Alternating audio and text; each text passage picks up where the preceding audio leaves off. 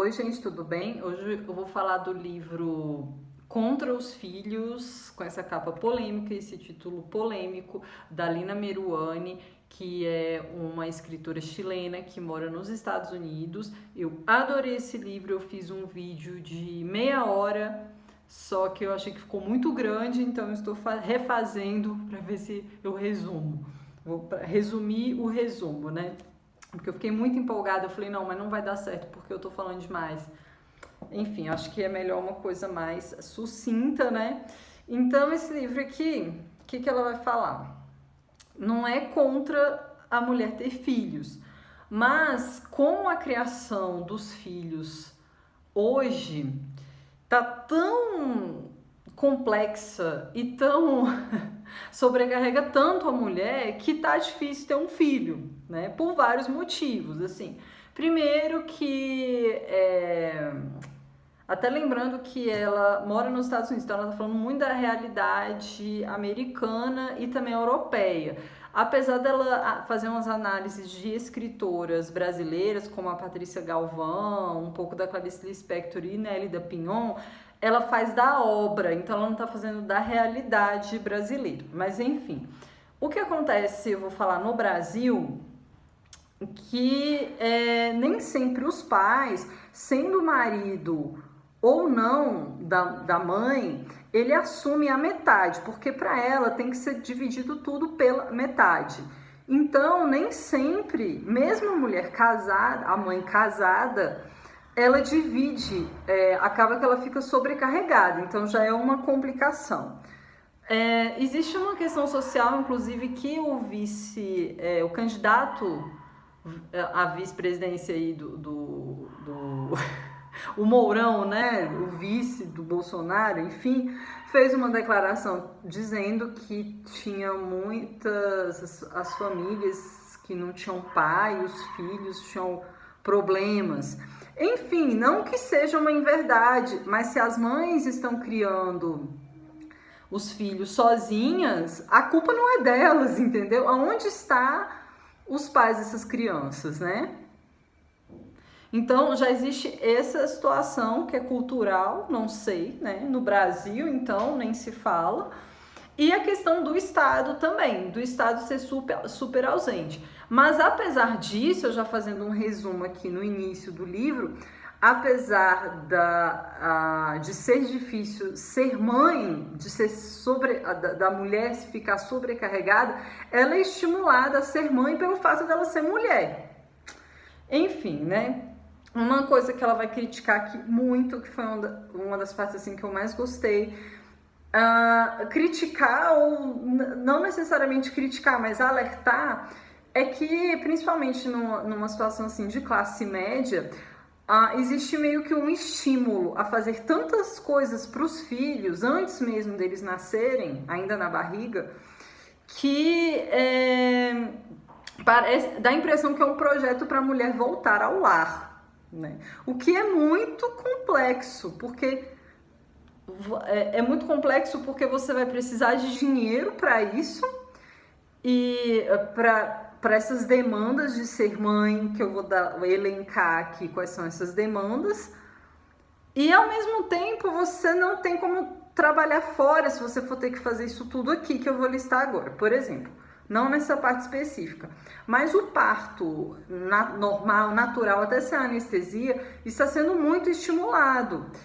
E para piorar, em todos esses outros casos que eu vou citar aqui, se a mulher de antemão decide ter uma cesárea, realizar uma cesárea, ela é criticada, porque aparentemente, se ela não sente dor, ela não é mãe, não sei o que tá rolando aí, mas tá rolando uma pressão social para você ter o parto normal. Por questões de saúde eu consigo entender, mas a mulher também tem que ter o direito de não querer ter um parto normal. Eu digo isso como mulher, entendeu? Não sou mãe, já deixando claro, mas digamos que se eu ficasse grávida, eu ia querer ter esse direito também de não ser julgada pelas minhas escolhas. Achei bem interessante isso aqui. Uma outra questão que ela fala muito é sobre a amamentação, que a mulher também, se hoje ela decidir não amamentar, eu tenho dó dela, eu tenho dó mesmo. E inclusive vou citar um exemplo de uma amiga que teve um problema físico no seio, lá nas glândulas mamárias, que não saiu o suficiente, não tinha jeito, e ela queria amamentar, ela queria, mas não saiu o suficiente. Tudo bem, ela teve uso lá de doação de leite materno, de outras mães, obviamente, porém, tinha que usar muito um leite em pó diferente, não era o leitinho, era um outro leite. E um dia a gente foi ao mercado comprar esse leite e um homem na fila do mercado esculhambou com ela, gente. Eu vi, eu não tô de sacanagem. Falei, isso é um absurdo, tem que amamentar não sei o quê. Pra saúde é melhor? Ela até questiona, será que é? Tipo, super, né, revoltos, essa autora aqui, ela é bem revoltos, eu gostei dela. Outra questão que a Bela Gil fala muito, né? Eu gosto da Bela Gil, sigo lá no Instagram, que ela tem até uma marca, eu acho, disso, que é da fralda reutilizável. Ou seja, usar a fralda descartável hoje ecologicamente é ruim, porque é muito lixo. E aquele, eu acho que, eu tenho quase certeza que não é biodegradável, assim como os de vários absorventes, tanto que existe essa questão do coletor menstrual, pelo mesmo motivo. Porém, você tem que, já elencando aqui, amamentar até quando o filho não tiver mais afim. Se possível, o bico do seio da mulher é usado até como chupeta, mesmo se não tiver o leite. Tem que ficar lavando fralda, que são fraldas diferentes agora modernas, mas que são reutilizáveis. Você tem que levar em vários médicos, de várias especialidades, de várias coisas pra... Eu não sei como uma mulher dessa pode trabalhar. Ou então ela vai ter que ter muito dinheiro, né? Mas...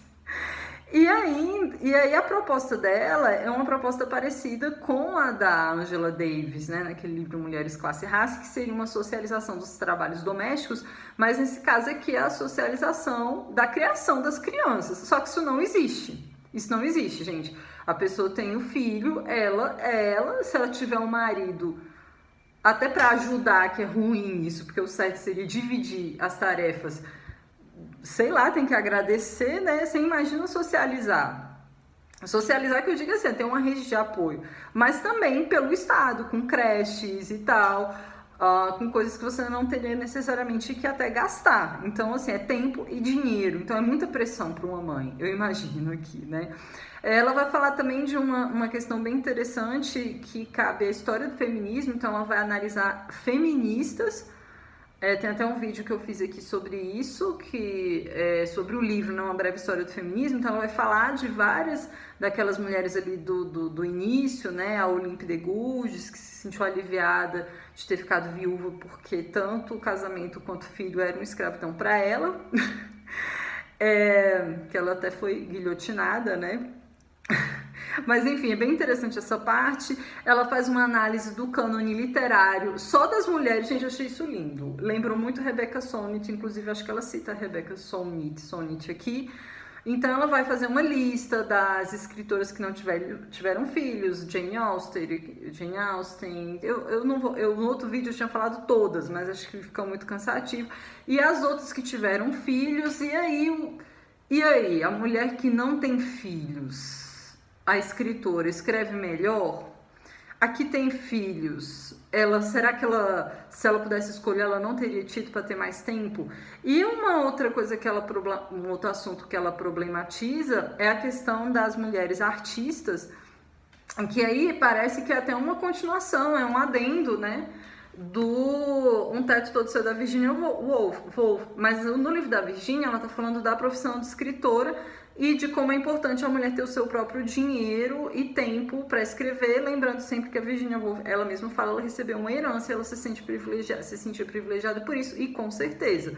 Mas nesse caso aqui, é a questão dos filhos, né? Tipo, a própria Virginia não teve filhos. Mas em relação às artistas, das complicações, porque normalmente as mulheres artistas trabalham em casa, elas não têm férias, elas não têm direitos trabalhistas, assim. Lembrando que ela não está falando do Brasil aqui nesse livro, tá? Então é muito mais difícil ainda para as mulheres artistas, né? Ela cita até um exemplo numa nota de rodapé que a Marina Abramovic fez alguma coisa, algum trabalho dizendo que graças a Deus não teve filhos, e uma artista respondeu, falou, cara, eu mesmo com filho eu consigo produzir, enfim, uma discussão aí que eu achei super interessante entre isso da mãe artista ou não. Ela também faz uma série de listas de tipos de mães viciadas em ficar grávidas, mulheres viciadas, isso é novidade, eu não sabia, né? Uma parte muito boa é a parte da alimentação, que vai entrar também na parte desse julgamento da mãe que não faz aquilo tudo certinho, que é dito certinho hoje em dia, que é muito complexo também, que é a questão assim de existir essa pressão que já existe pra gente também como indivíduo, imagina pros filhos, né? Que é de você só usar alimentos orgânicos, saudáveis, e para você fazer isso você tem que ter tempo e tem que ter dinheiro também.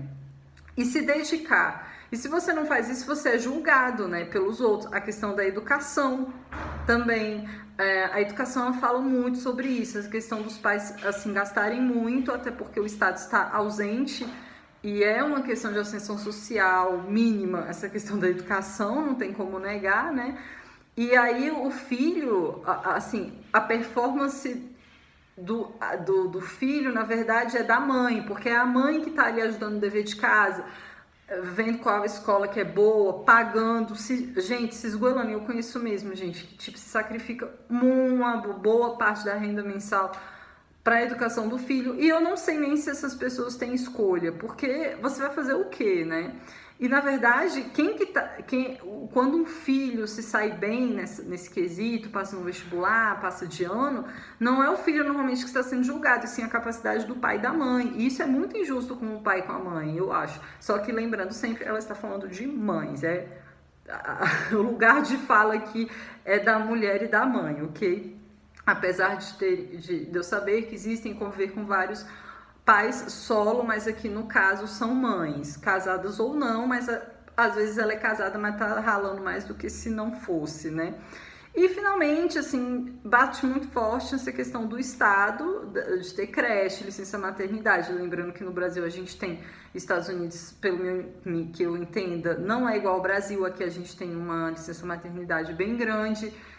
E inclusive o candidato aí à presidência é contra isso, até da pessoa receber o mesmo tanto, porque ele faz esse cálculo, se a mulher não trabalha, que engravida e tal, o mesmo tanto, então ela tem que receber menos, então é perigoso até perdermos nós brasileiras esse direito, né?